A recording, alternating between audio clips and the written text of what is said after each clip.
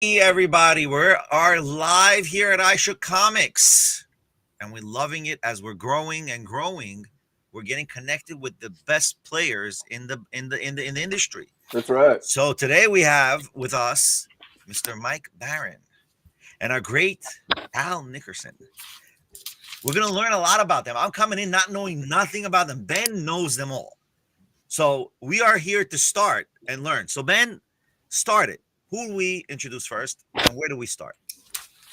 Okay, well, we can go at both of these. Al, Ben is eating, by the way. yeah. With much respect, I'm eating Zaxby's. So Al has worked for DC.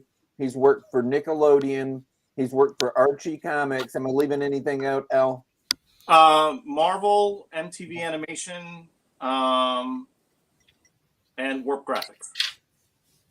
Mike has worked for Marvel, DC, Dark Horse, Rippaverse.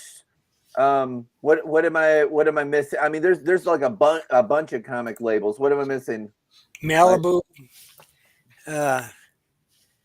Valiant.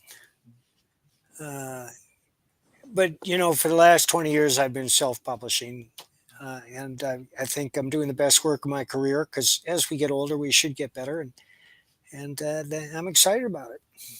Wow. So they both have an extensive history in comics and everything. They both have really solid books. I recently just I had read Bronze. Is it Bronze Star? Is that Yes. right? I'd read Bronze Star. That was my first Mike Barron book that I read because I'm a Western guy anyway. So it's like, well, let me go ahead because there's a high probability that I'm gonna like it. It was a supernatural Western, really good. I don't know how much detail I'm allowed to give in it, but there's a monster. Okay, feel free to say Okay, anything you like. Remember, he's wearing the spoiler alert hat. Everyone who's watching, there's a werewolf in it. That's what you, and it is a good Western. It's really good. I like the aesthetic. I like the storytelling of it. Most recently, I thought, well, since we've got him on the show, I've got to read Nexus because I know that it's his baby, and so I'm like, this is what he cares about. This is his baby. And I thought, I wonder if I'm gonna like this or not. I was blown away. It's like not just good, but like ridiculously good. I read The Origin, and then I read the next Nexus 1 and 2, which is about 3 different sisters that want to kill him for murdering their dad. And what I like is this didn't pull it out of the air, but it's part of. All right, Ben, hold off on the stories. Hold off on the story. We want to read it. We want to entice people to read it, man. Benny. Oh, he's enticing. There's like an omnibus. How many Nexus comics have there been overall? The different series? Probably about 120. Oh, yeah. Okay. But I want to start reading it now, and I don't want to lose. Well, you can't read it now. They've got omnibus on Amazon. And you've got some on sale on your website. Yeah, we have 2 books that I've done recently. One is Nefarious with the great Richard Bach, who did Sherlock Holmes, and the other is Scourge with Kelsey Shannon, and it's just brilliant. Everybody who's seen it says this guy was born to draw Nexus. Now, Al, I was talking to him, and he knows all about Nexus. He said that he got turned on to him in college. Al, tell him about what your favorite Nexus comic was. Well, yeah, when I started college, I started reading a lot of independent work, including Nexus and Cerebus and Will Eisner's The Spirit and stuff like that. And Nexus was great. And I've always enjoyed reading the Nexus comics. And Steve Rude's artwork is great and the stories are great. And I love the character. But yeah, if I have to pick any one particular story, I think I shared this with Ben and Mike, but the Nexus Meets Madman one-shot comic book. It was so much fun. It was like, it's beautifully drawn. It was a great story, and it was a whole lot of fun. So thank you for that. Thank you, Will. You're welcome.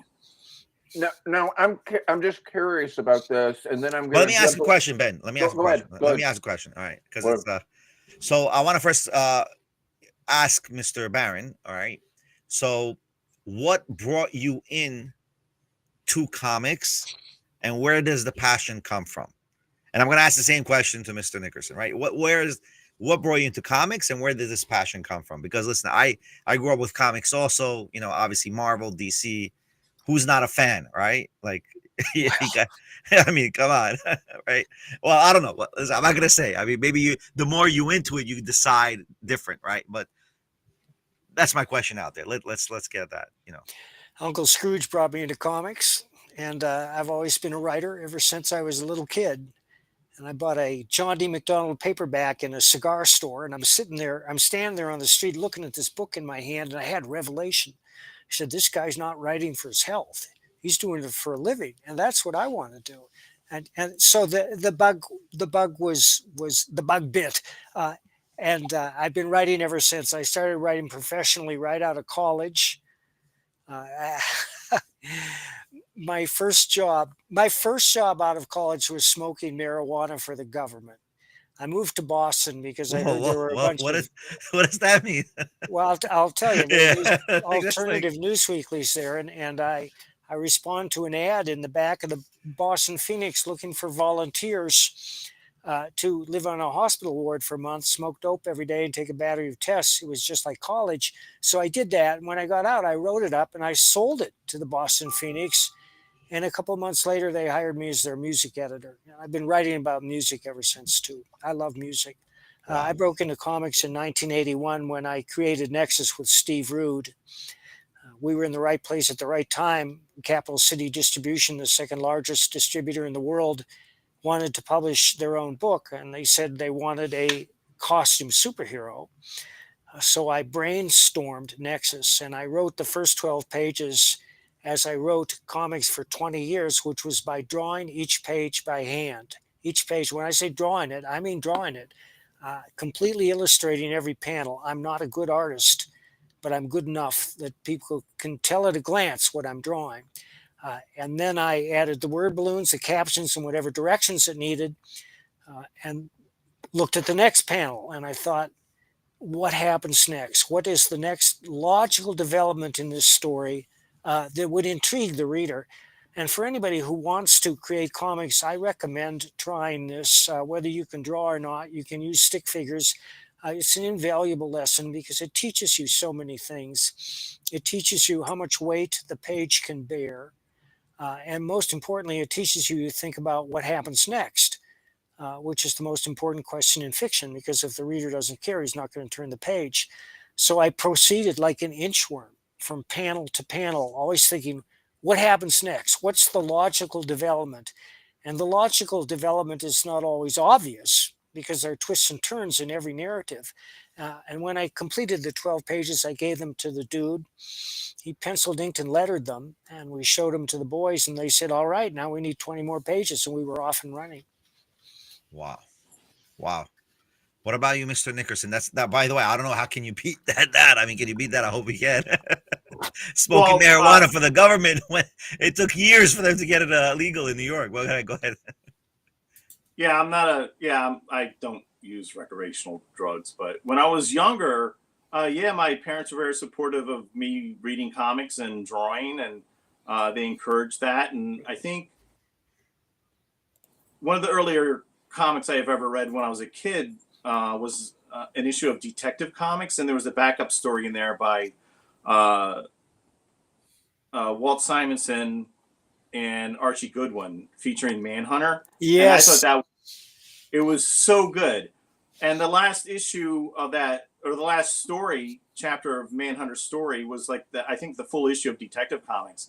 And it was beautifully drawn, and Walter did a great job. And Batman was cool. He had these long ears and this cape that was like flowing like 30 feet long, and it was like beautiful. So that had a huge impact on me. But yeah, I mean, I kept writing and drawing, and my parents were supportive, and I had some great classes in middle school and high school. And when I started reading John Byrne's run on Uncanny X-Men and Terry Austin's inks, I realized I wanted to be an inker. Then after high school, I went to the School of Visual Arts, and I had some really great teachers there, like Will Eisner and Harvey Kurtzman and Gene Colan.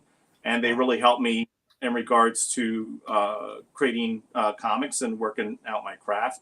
Yeah, and after college, I started working for Warp Graphics and Marvel and DC and Archie. And yeah, it's been a lot of fun. And it's great. It's a wonderful art form.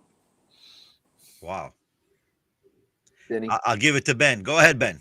Okay. I was building to something, my friend. All right. So I want to hit Mike first, and I want to go to Al, and Al's going to totally know where I'm going with this. So when you look at Nexus and you look at this character, and it's a neat thing about him, you get the alien, the Merc, and he has some kind of morality and judgment, and he wants to take out wicked people. I think it's weird, like nowadays, I'm going to point to the hat because, so Benny, just, I don't even say a word about it.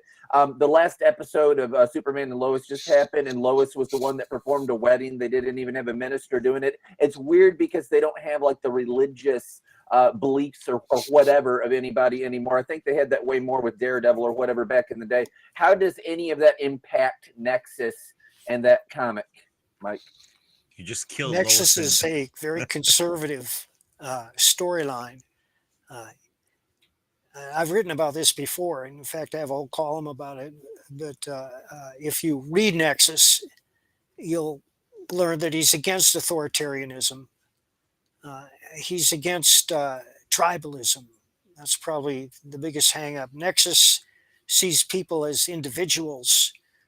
And if we all saw people as individuals instead of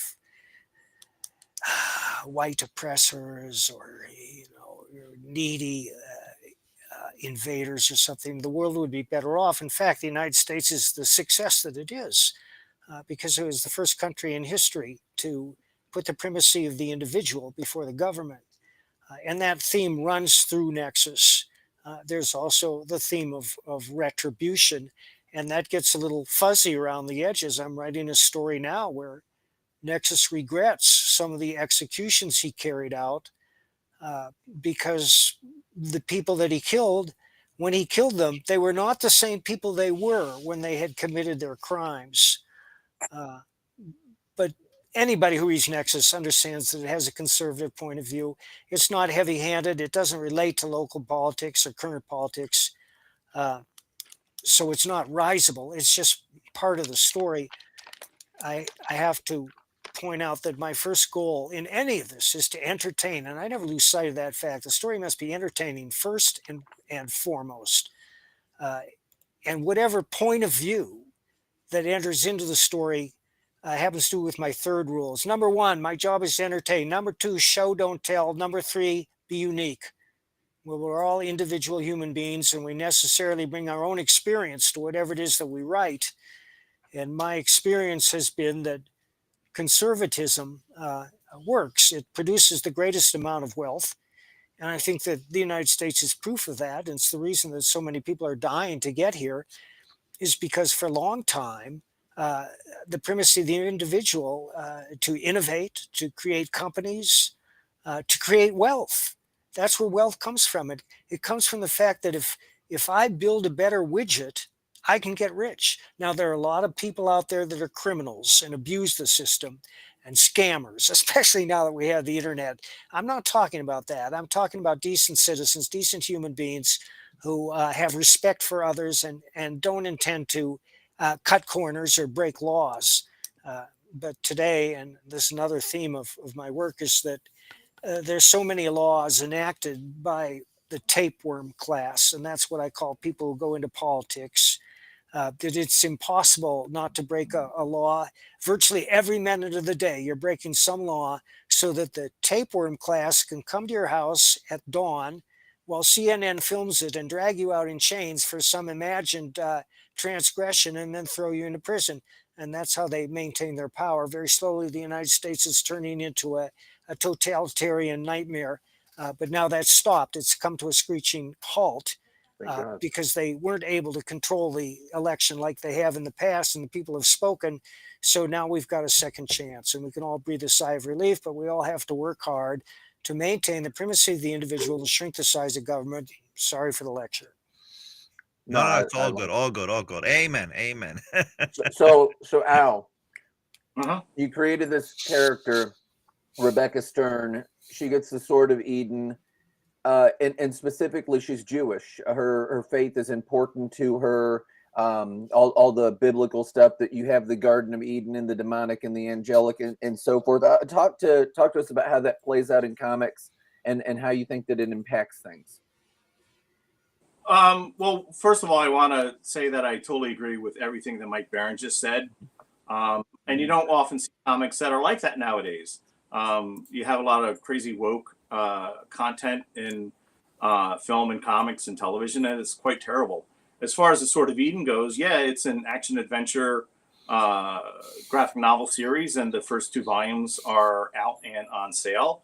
And there's a lot of strong Christian themes in the books. And yeah, it's heroes are heroes and villains are villains. And the heroes are fighting various different demons and monsters and such. And yeah, the first storyline, the heroes search for the Sword of Eden, and they want to get the sword because they realize it's a very powerful weapon. And the demons don't want the heroes to find the sword because they believe that if there's any more evidence of God, then that's a bad thing for demons and their cause. So yeah, Rebecca Stern, I had to create a character where the readers followed the story, and she begins her first day as a superhero. And yeah, she's Jewish, and she believes that she has an eye for an eye mentality of things, and she thinks if she's beating up villains and fighting evil, then she's doing God's will. And she ends up being part of this superhero family, and they go on other adventures. Yeah, and it's great. Yeah, it has a lot of very strong Christian themes in the book, and I want to give back to God because God has blessed my life, and I want to render back unto Him all the blessings He's poured out in my life. And I wanted to create content that Christians can read and conservatives can read, where they're not feeling that they're compromising their principles. And that's what you have with the Sword of Eden graphic novel series. Now, you've sold quite a few of those at some Christian bookstores and all too, haven't you? Yeah, see, that's the thing now. So we can complain about Marvel and DC and how they've really destroyed the direct market and how it's really hurting comic book stores. But yeah, if you're self-publishing, you should sell directly to readers and sell directly to bookstores. So yeah, so I'm doing that, and I'm selling directly to comic book stores and Christian bookstores and mainstream secular bookstores as well, because you have to do that if you want to survive self-publishing. But there are a lot more opportunities now to do that. So you have to read your audience through various different means, and it's a great opportunity for people who want to create their own content and to self-publish. And yeah, so I got to do all that, and it's wonderful. And you also have to have an interest in the business side of things and have an interest in self-publishing. So it's fun. It's great. Do you do that through Diamond or some other thing, or is that you to the comic stores? Right. So, well, both. So the Sword of Eden Volume 1 went through Diamond, and I've sold the first graphic novel to comic book stores as well. The problem with Volume 2 is I didn't have a UPC code, barcode on the back of Volume 2. So Diamond has a policy of not distributing books that don't have a barcode. So, but I am selling directly to stores, and that's great. The less amount of people that you have to have in your way to reach your audience is a good thing. So yeah, selling directly to readers and stores, I think that's great. And it works out well for self-publishers if they're working directly with stores, because it's more money in our pocket. Benny? Yeah, so interesting that you say about the Sword of Eden. Do you know in Judaism there is actually a sword from Eden? Is that where it comes from? Yeah, so Genesis chapter 2. Is it chapter 2 or chapter 3? So God cast Adam and Eve out of the garden, and God set up cherubim to keep man out of the Garden of Eden, and they had a sword, and that is the sword. Right, but it doesn't say swords in the Torah, right? It doesn't say it there. I think it says sword, doesn't it? I know it's well, I don't want to go biblical, but I'm referring to a different sword. There's actually a sword that Adam was given in the Garden of Eden. And he's talking about the cherub with the fiery sword to keep him out. Right. That's not in the right. So I was referring to a different sword. There's a sword that we call 𝗖𝗛𝗔𝗣𝗧𝗘𝗥𝗦, right? He's a rabbi, by the way. Yeah, I forgot the right rabbi. Yeah. So there's a sword called 𝗖𝗛𝗔𝗣𝗧𝗘𝗥𝗦, which is the sword of Moses, which was given to him by the angels from Eden, which was owned by originally Adam. It's known in Kabbalistic teachings. It's 𝗖𝗛𝗔𝗣𝗧𝗘𝗥𝗦. So I figured that's where you got the Sword of Eden, but now you're saying I didn't realize it was from the cherubim, the kiruvim that we say in Hebrew. But yeah, side point. I don't know. I thought that's what it was. Yeah. So yeah, it's the second or third chapter of Genesis. Gotcha. So now we know the source, guys, where the sword came from in Genesis. I just wanted to make sure. I thought it was that one. Whatever, it doesn't matter. I was just trying to get the source of where it was and where the inspiration came from. Don't get upset. I hope you're not upset. I'm not upset at all. All right, awesome. So both of y'all have a lot of things going on and everything. Mike, I think your latest project is the Sherlock Holmes book. You're currently getting it crowdfunded. Captain Nemo, I believe, is in it as well. Yes. Benny, can you play that trailer before we start talking? Give me a sec. Build this thing up. Yeah, we're gonna slowly, guys, slowly, one step at a time. I wore my Sherlock hat, by the way, the other day to work. It was freezing cold. It's an English fox hunting hat, is what that is. I have a deer stalker. Okay, so here is the Sherlock Holmes link. 1 second. Let's check this out. Here we go. Press play. Can you hear it? When a series of shipping disasters points to a mysterious sea monster, Sherlock Holmes and Dr. Watson leave the comfort of Baker Street and board a freighter where they encounter unexpected betrayal and come face to face with the enigmatic Captain Nemo and his submarine, the Nautilus. As they delve deeper into the case, they uncover a conspiracy involving a Russian Tsar with an airship that rains destruction on unsuspecting cities. With time running out and the world on the brink of war, the heroes must use all their skills and resources to stop a massive conspiracy and prevent global conflict. From Eisner-winning writer Mike Barron and illustrator Richard Bonk, dive into the depths of adventure and unravel the mysteries of the sea with the world's greatest detective in Leviathan. Order now at baroncomics.com. Wow. Being forced to see ads? Wow, we're not going to play that ad, but that was awesome. That was nice. There you go, Ben. We got to do something like this, Ben. We got that's some stuff. Who did you say produced that made that video, Mike? Oh, I got him out. I got him out. Sorry. My fault. There he is. Mike, my fault. You're trying to make this a little more dramatic than it otherwise would be. Mike, who was it that made that video that you said that you were working with? That's real professional. Chris Brawley. He's the guy behind Bleeding Fool. He's a professional videographer. He lives in Chattanooga. Yeah, I like that guy. Yeah, he's a nice guy. He is a nice guy, yeah. Interesting. So what's the premise of the... Go ahead. Sorry. Oh, no, I was just wanted to let Mike know it is a great trailer, so that looks awesome. Thank you, guys. We're very proud of the trailers. Every trailer he does is brilliant. You know, if you're looking for entertainment, just go to my page, baroncomics.com, and look at the trailers for every book we've offered. They're just pure entertainment. Wow. No, you made the book, you made the comic like literally come to life like that. I mean, Chris did. Yeah. Well, yeah, that's genius right there. He auditioned 5 different voice actors. Wow. If you ever need a voice actor, Daniel Baldwin is available. I am also. I got pretty good voice, right? Just kidding. So I like that really has like a steampunk kind of theme with the airship. I'm big on like the whole airship thing and everything. I think that's really keen, and you kind of get that with the Nautilus too, because it's a thing that's ahead of its time that Captain Nemo has. So I like that. That cane move that he did also had that sort of thing. I like the Avengers, but when I say the Avengers, I'm not talking about like Marvels. I'm talking about the black and white show with the guy that wears the derby and has the cane and Miss Kitty. Yeah, that I was like, that's kind of like that. I like that a lot. Tell us about a little more about the premise of the book and your thoughts behind it. Well, I'd always want to do a Sherlock Holmes story. I'd been a Sherlock Holmes fan my whole life, and then one day it just popped into my head, what would happen if he met Captain Nemo? What would they do together? What would be their purpose? And the whole thing kind of fell into place from there.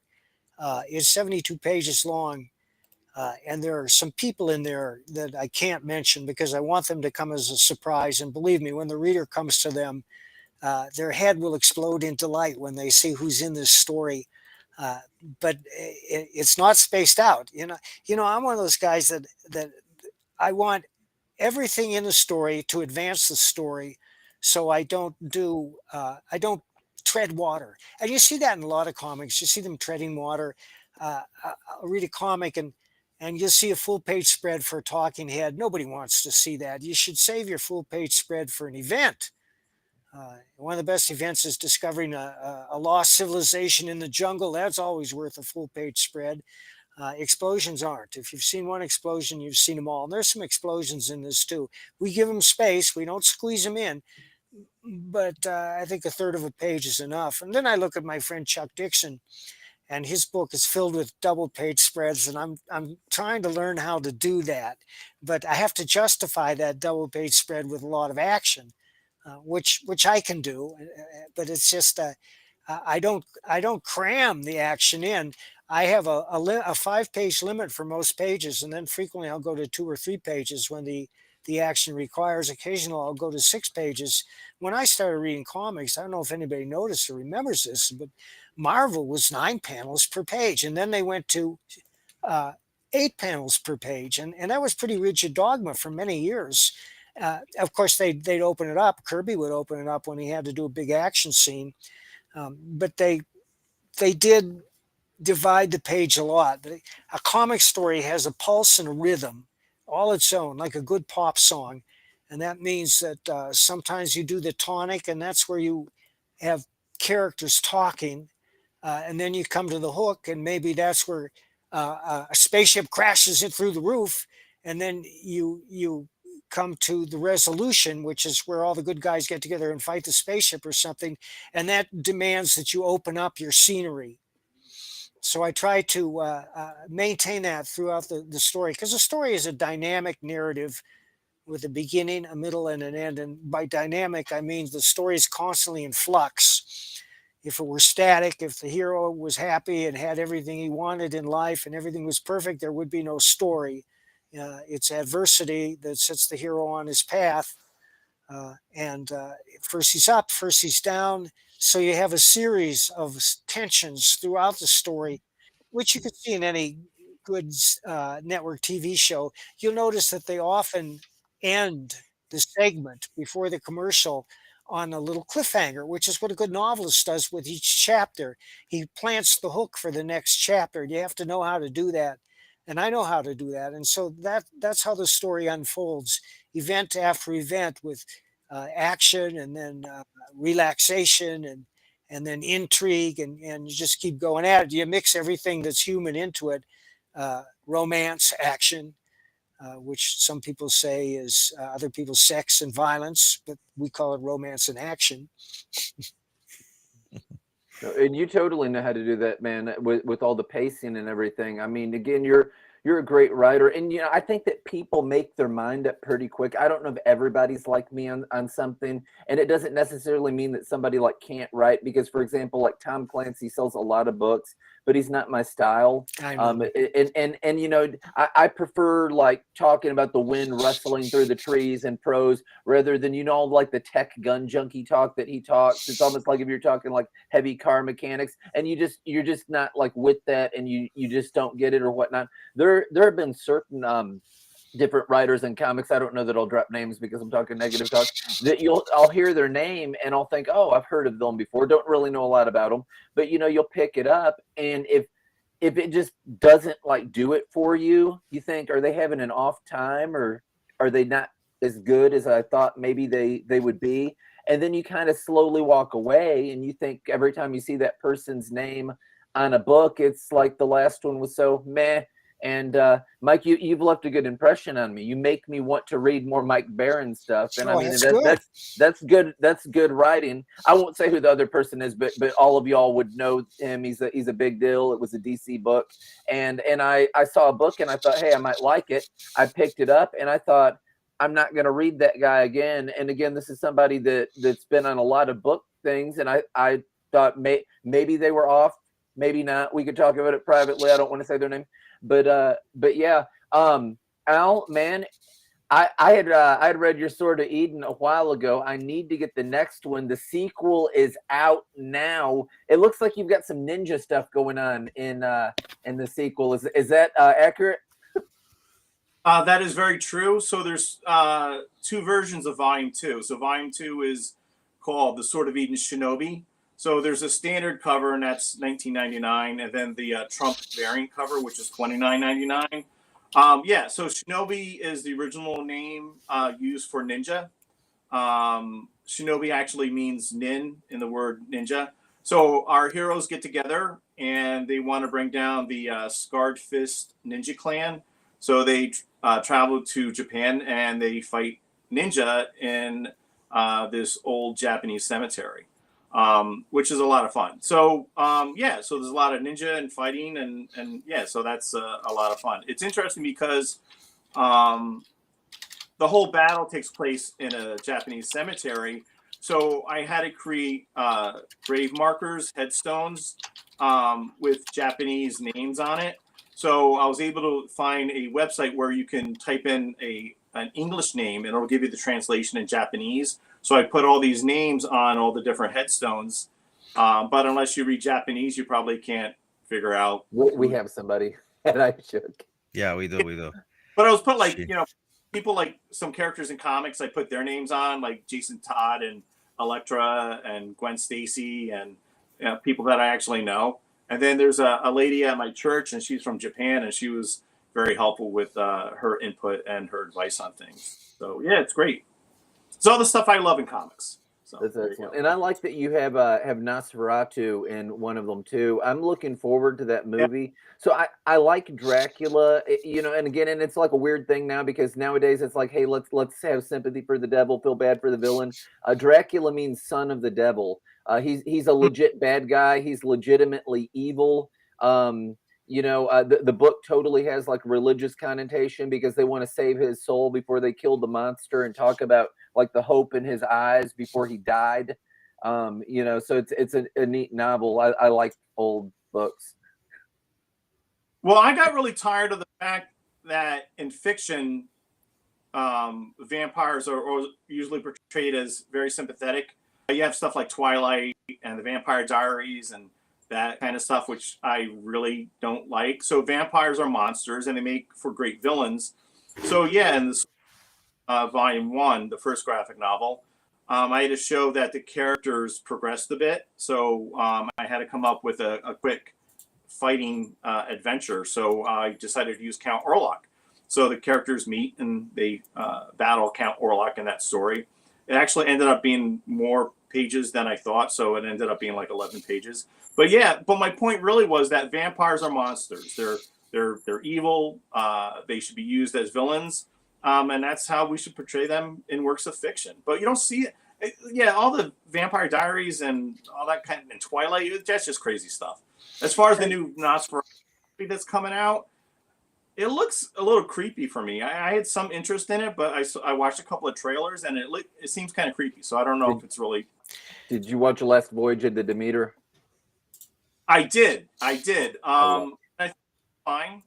It's 1 or 2 chapters from the original Dracula novel, and they expanded on it. I thought that was fine. Yeah, I think that was okay. But this new Count Orlok Nosferatu remake, yeah, it looks a little racy. So I don't know if I would go and see that or not. But I like the original, and Max Schreck as Count Orlok in the original film. That still holds up. I just read a novel called The Holmes Dracula File. How was it? Sherlock It's very good. It's written by Fred Soberhagen. His take on Dracula is drastically different than what you're talking about. He makes Dracula a sympathetic character, and then he drags Holmes into the supernatural world and posits things in those novels that I personally don't buy, but I admire his skill in weaving it together. It's a very good novel. It's highly entertaining. Ben, that you mentioned about writing about the wind through the leaves when you're writing. And whenever I have a character enter a new scene in one of my novels, I always ask myself, what does he see? What does he hear? What does he smell? What does he feel? Because that's necessary, I think, to building a credible narrative. It makes the world seem real. You can go overboard on that stuff, and of course, it's how you say it. It's not what you say; it's the way that you say it. But that kind of stuff is important in a certain type of writing, most writing. Is Is Florida Man, is he a Seminoles or a Gators or a Hurricanes fan, or what's his deal? I know that you've got a Florida Man series. He fights Hogzilla. Those are horrible, Benny. I don't know if you know about it, but like 1,000-pound like warthog from the woods. It's a real thing, particularly in the South. Does he have a sports team that he is a fan of? Well, yeah, he's a fan of the Dolphins, which is apparent in the first novel. He's a big sports fan, but Gary really, he just wants to get rich. He's always looking for his next get-rich-quick scheme. And those stories, of course, a lot of them are ripped right from the headlines. Nothing sleazy. Gary's saving grace he's just a redneck living in a trailer down by the swamp. He likes to get high. He likes to get stoned. He's been in and out of trouble his whole life with minor legal hassles, but he's got a heart of gold, and he give you the shirt off his back. And that's the key to making the novel so popular. I mean, he's in one adventure after another, one crazy adventure. The craziest things I can imagine is what I put him up to, because it's that juxtaposition which is so funny. For want of a better term, I call it the juxtaposition of the sacred and the profane. And that means that you take something that's vulgar and low down, and you present it as if it's elegant and high up, and it can be very funny. I'm a big fan of humor comics. You know, Benny was asking y'all what made you love comics, and with me, like Mad Magazine was huge for me as a kid. I like it. Spy versus Spy is still one of my favorites, and all that. Al, man, so you used to work for Archie comics. You did some Sabrina and everything. Now they've got like Archie horror. They've got like racy political. Riverdale Archie stuff. I know that I shared with you back in 1973 when I forget the guy's name, Golston or something like that, where he licensed out the Archie characters to Spire Christian Comics, and they made 19 like churchy, Christian comics with the Archie characters and all that, which seems like a good fit because they're wholesome characters anyway. They chew bubble gum and go to the malt shop. It's like Leave It to Beaver. What do you think about like humor and like, I don't even know, I guess pure kind of stuff, Bazooka Joe and what have you. What do you think about that all today, and where has that went? And do you think that there's a place for it more so in today's market? I know that a lot of people want to get their kids into comics and want kid-friendly comics, and there's not a lot of good options. But if Archie was what it used to be, it would have been a good option, wouldn't it? Yes. Archie Comics is not what it used to be, especially when they really started changing, because they kind of got rid of the whole Dan DeCarlo kind of art style. They use it sometimes, but then they went and branched off and created content that was geared towards adults. I think we do need more comics focused really on children as well, because we're all going to die off someday, and it would be kind of nice if people kept reading comics. So yeah, I think there should be comics and graphic novels for everybody, for children and adults, and geared towards those particular audiences. And yeah, I don't see a whole lot of new content coming out for really young readers, but we need that. But I also think that even in the mainstream comic book publishing world, we should have more fun action adventure books that really don't indoctrinate people in a certain woke agenda. And I think heroes should be heroes and villains should be villains. And I think we need more of more comics and graphic novels that are like that. And it's kind of a shame, because even like when I was growing up, like Marvel had like the Spidey comic book, was geared towards a younger audience. When I was working at Marvel, I worked on a Spider-Man book that was geared towards a younger audience. But we need some more comics for kids. Let me ask you a question. Do you think the dynamics of younger individuals, Gen X, Gen Z, well, actually Gen Z specifically, are there readers? I mean, do they like reading comics? What's your? I mean, you guys sell comics, right? What is your responses or your feedback that you get from your readers? Well, I personally have gotten a lot of great feedback from my readers, but I also taught at a college for 10 years. So all my students were like, 19, 20 years old. And I found that they liked manga. So they read a lot of manga. They liked anime. And they tend to watch and read content which didn't really cost them a lot of money. So they weren't reading comic strips. They really weren't reading Marvel and DC books. But whatever that was free and available, I mean, because we're talking about college students who, you know, don't have a whole lot of money, that's kind of where they went to. But yeah, it's amazing. Like I'm not a big manga fan, but it is amazing the impact that younger audience are having in regards to reading manga. They love that stuff. And so what's the difference between a manga and a comic? What would be the difference? Well, Essentially, they're the same thing. No, they are, let's say, again, pictorial images, correct. depicting scenes, right? Right. Like, what's the difference? Why should manga? Maybe it's the storylines are different. They have like really weird storylines. So. Yeah, so the content is different from American. Don't get me wrong, I like manga too. I mean, I'm just saying, I like comics and manga and anime in general. Manga better? Yeah, why is manga more like you're seeing right now more manga? Like for example, One Piece. We said last time in the last podcast, right? One Piece, and then you have Bleach, and then you have a few others that are being created by Netflix, and they're having good success stories. Mm-hmm. I think Dragon Ball Z made a movie which really failed. That movie, it didn't really horrible, I hear. Yeah, I saw made it. A movie that was bad. It was Avatar made the series, which was good. The movie wasn't so great. Yeah. The series, no, not Nickelodeon series. Netflix made an Avatar series, which was very successful. They signed 2 more seasons, right? So, but we don't see comics being made into movies or series as much as manga and anime. Yeah, I was gonna be like.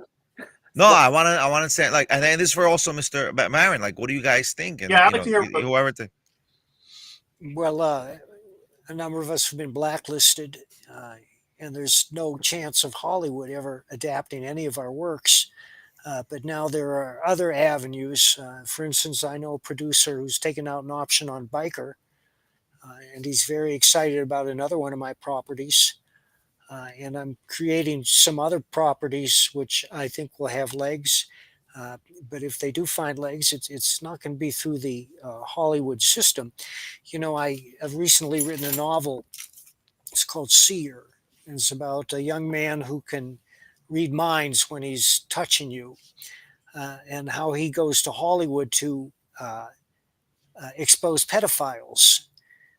And I talked to a few of my friends who work in Hollywood, and they all said no Hollywood producer would ever touch this, and no regular publisher will touch this because their ties to Hollywood are too great.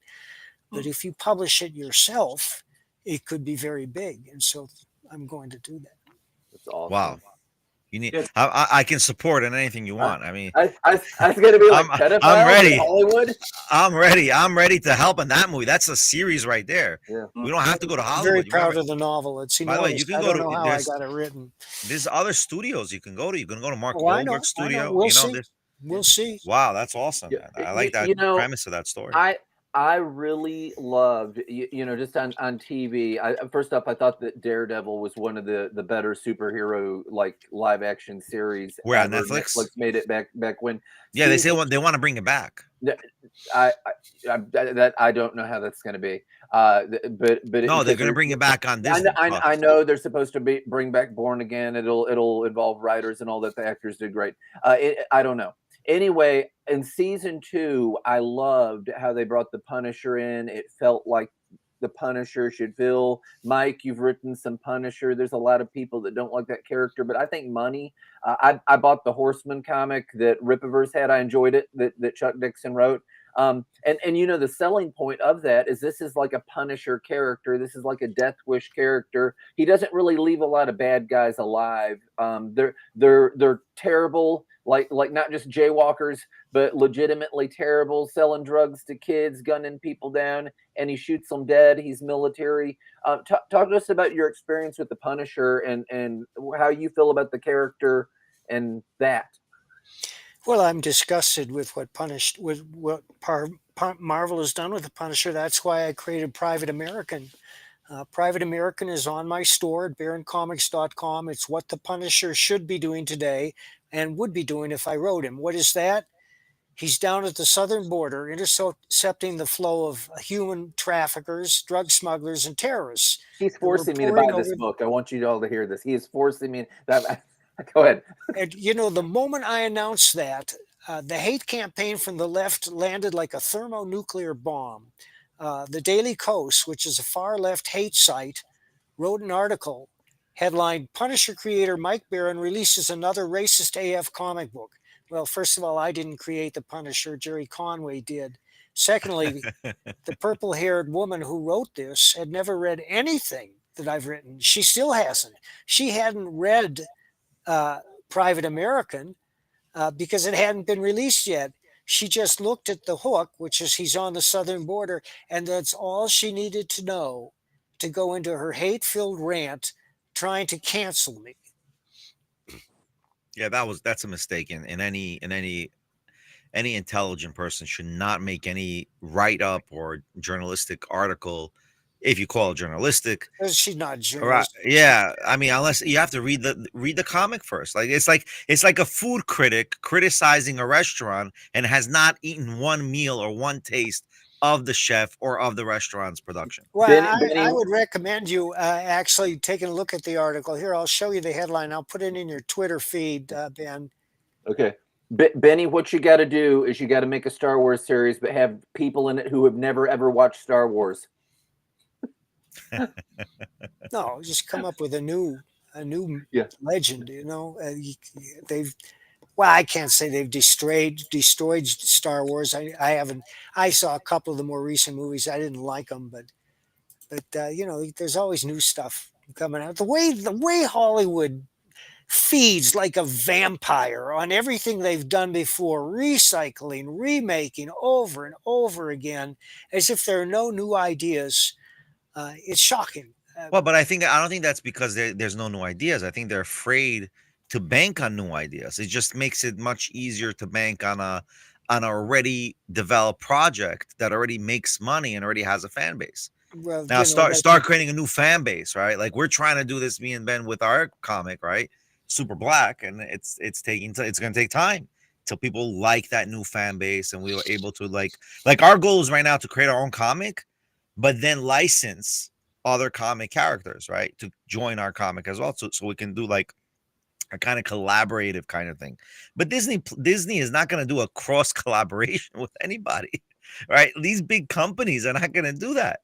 So there's going to be a fail financially. So they're better off sticking on what they have already. And just like you said, remake is an easy win in money. I mean, but now they're actually getting hit. They're losing their shirts. Well, now it's not working because they're putting a lot of, like you said, like we said in the beginning, a lot of the woke issues or the woke ideas in there. Like they're getting away from the actual characters and the personalities that people know your audience. That's what. Yeah, it is. know your audience. Know your audience. It's honoring the story. Snow White was what Walt Disney banked on. He banked everything. And people said he was nuts. He banked on it.